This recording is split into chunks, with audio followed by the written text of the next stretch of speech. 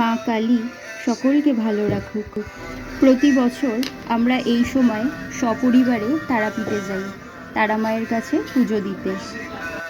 বেশ কিছুদিন ধরে মনটা ভীষণ মা কালীর কাছে যেতে ইচ্ছা করছে।